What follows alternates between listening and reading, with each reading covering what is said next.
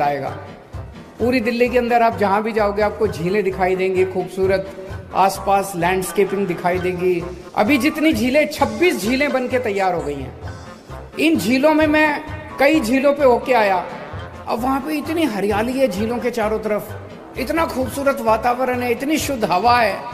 वहां पे दूर दूर से पक्षी आने लगे हैं और 5 मीटर पानी ऊपर आ गया है। वहां पे वाटर टेबल का 5 मीटर पानी ऊपर आ गया है। अब मुझे लगता है वहां पानी की दिक्कत ही नहीं होगी, क्योंकि हम ग्राउंड वाटर से पानी इस्तेमाल करके ड्रिंकिंग के लिए इस्तेमाल कर सकते हैं। तो झीलों से एक तरफ वातावरण अच्छा होगा, एक तरफ हवा अच्छी होगी और दूसरी तरफ अपने को पीने को पानी मिलेगा।